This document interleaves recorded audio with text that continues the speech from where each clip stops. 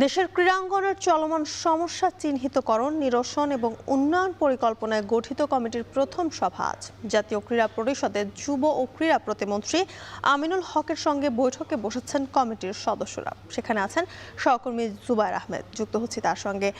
জুবায়ের, ক্রীড়া প্রতিমন্ত্রীর সঙ্গে বৈঠকে কারা কারা উপস্থিত হয়েছেন এবং বৈঠকের এজেন্ডায় কি আছে জানতে চাই।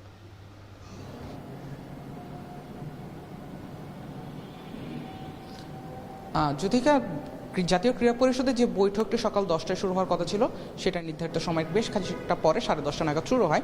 এই বৈঠকটা মূলত বাংলাদেশের যে 52টা ফেডারেশন রয়েছে, বর্তমানে সবকটা ফেডারেশনে কিন্তু অ্যাডহক কমিটির অধীনে চলছে। অ্যাডহক কমিটি বিগত এক বছরে নিজেদের কার্যক্রম পরিচালনায় কী কী সমস্যা দেখতে পেয়েছে, সেই সমস্যাগুলো সমাধানে কি কি করা যেতে পারে, সেই জিনিসগুলো নিয়েই মূলত আজকের এই বৈঠকটা। এই বৈঠকে আমরা দেখতে পেয়েছি সকাল থেকে সাবেক ক্রীড়াবিদরা যেমন উপস্থিত হয়েছেন, ক্রীড়া সংগঠকরা উপস্থিত হয়েছেন, বিভিন্ন প্রতিরক্ষা বাহিনীর স্পোর্টস উইংয়ে যারা জড়িত আছেন তাদেরকেও আমরা দেখতে পেয়েছি। সাবেক ক্রীড়াবিদদের মধ্যে আমরা হাইবুল বাশার সুমনকে দেখতে পেয়েছি, উপমহাদেশের প্রথম গ্র্যান্ড মাস্টার নিয়াজ মোর্শেদকে দেখতে পেয়েছি, আমরা জাহিদ পারভেজকে দেখতে পেয়েছি, সাবেক ফুটবলার। এর বাইরে ক্রীড়া সংগঠকদের মধ্যে মহিউদ্দিন বুলবুল, রফিকুল ইসলাম বাবু, যিনি বিসিবির অ্যাডহক কমিটিতে আছেন, তাকেও দেখতে পেয়েছে।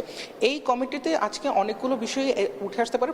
যেহেতু প্রথম সভায় বিশিষ্ট সাংবাদিকদেরকেও দেখতে পেয়েছি। প্রথম সভায় মূলত কী কী সমস্যাগুলো গত এক বছরে বাংলাদেশের ক্রীড়াঙ্গনে আমরা দেখতে পেয়েছিলাম, কী কী কারণে ক্রীড়াঙ্গনের স্থবিরতা ছিল, সেগুলো যেমন থাকবে, তেমনিতে একটু জোরালো সম্ভাবনা রয়েছে অ্যাডহক কমিটির বাহিরে ক্রীড়া ফেডারেশনগুলোতে কীভাবে নির্বাচিত কমিটি আসতে পারে এবং নির্বাচিত কমিটির জন্য কাউন্সিলরশিপ কী হতে পারে, সেই বিষয়গুলো নিয়ে আলোচনার একটা সম্ভাবনা রয়েছে। এই কমিটির আগে কিন্তু ক্রীড়া প্রতিমন্ত্রী 52 ফেডারেশনের সঙ্গে বসেছিলেন। সেই ফেডারেশনগুলো নিজেদের এক বছরের তাদের সমস্যাগুলো এবং তাদের অর্জনগুলো তুলে ধরেছিল।